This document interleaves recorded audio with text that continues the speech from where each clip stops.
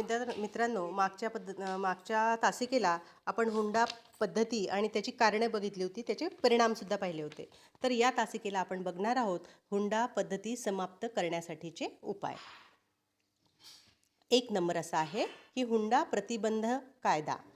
हुंडा पद्धती समाप्त व्हावी यासाठी सरकारने 1961 मध्ये हुंडा प्रतिबंध कायदा हा निर्माण केला आणि हुंडा घेण्याच्या गुन्ह्यासाठी 5 वर्षापर्यंतची कारावासाची आणि 15,000 रुपयापर्यंत दंड भरण्याची तरतूद या कायद्यात होती. आणि या कायद्यामुळे हुंडा मागण्याची प्रथा बंद झाली आहे असे म्हणणे तर सोडा, कमी झाली आहे असे देखील म्हणता येत नाही. केवळ कायदे केल्याने सुधारणा होत नाही, कायदे असणे आवश्यक आहेच, त्याशिवाय हुंडा विरोधी जनमत निर्माण होणे हे देखील आवश्यक आहे. म्हणजेच 1961च्या हुंडा प्रतिबंधक कायद्यात 1984 मध्ये दुरुस्ती करून हुंडा प्रतिबंधक कायदा 1984 मध्ये लागू करण्यात आला. आता तर सरकारने यामध्ये नवीन कायदे केलेले आहे, पण प्रत्येक कायदा हा वेगवेगळ्या स्वरूपामध्ये आपल्याला पाहायला मिळतो. आता पहा 1984. आता 1984च्या या कायद्यानुसार हुंडा हा दखलपात्र गुन्हा मानण्यात आला आणि म्हणजेच हुंड्याच्या संदर्भात पोलीस स्टेशन वधूवर या दोनपैकी कोणत्याही पक्षांनी जर समजा तक्रार नोंदविली असेल तरीही पोलिसांना हुंडा या गुन्ह्यासाठी कारवाई करण्याचा अधिकार प्राप्त झाला आहे. आताचा झालेला हा गुन्हा आताचा जो कायदा होता तो 1984चा होता.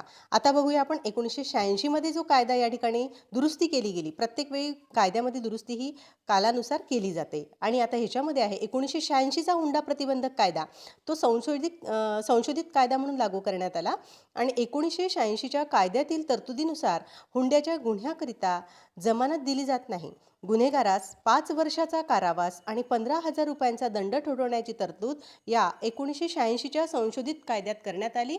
तसेच केंद्र सरकारच्या कर्मचाऱ्यांनीही हुंडा दिला किंवा घेतला असे सिद्ध झाल्यास सरकारच्या नोकर वर्तणूक नियमांचा भंग झाला असे समजले जाते.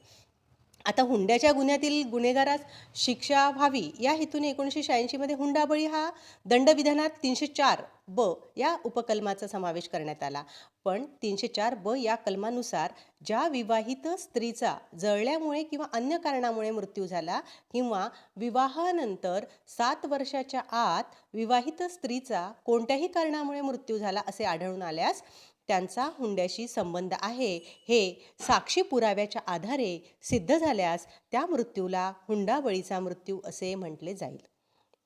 म्हणजेच काय तर या कायद्यामध्ये हुंडाबळीसाठी कारणीभूत मानल्या गेलेल्या व्यक्तीस कमीत कमी 7 वर्षाचा कारावास किंवा जास्तीत जास्त जन्मठेपेची शिक्षा करण्याची तरतूद केली जाते. थोडक्यात आपल्याला असं सांगता येईल की 1961च्या हुंडा प्रतिबंधक कायद्यात 1983 व 1986 यामध्ये दुरुस्त्या केल्या. तो तुलनात्मकदृष्ट्या पूर्वीपेक्षा अधिक कठोर करण्यात आला. अशा प्रकारच्या कठोर स्वरूपाच्या कायदेशीर तरतुदी केल्या तरीही ही समस्या अजूनही कायम आहे. म्हणजेच 1986चा कठोर स्वरूपाचा हुंडा प्रतिबंधक कायदा असूनही प्रत्यक्ष किंवा अप्रत्यक्षपणे हुंडा दिला जातो किंवा घेतला जातो हा सर्व राजीखुशीने घेतलेला देवाणघेवाणीचा प्रकार आहे. वधू या दोन्ही बाजूंचे लोक भासवितात आणि यामुळे हुंडा प्रतिबंधक कायदा मोडल्याचा गुन्हा मात्र सिद्ध होत नाही. नंतरच्या तासिकेला आपण बघूया हुंडा विरोधी जनमत व चळवळ.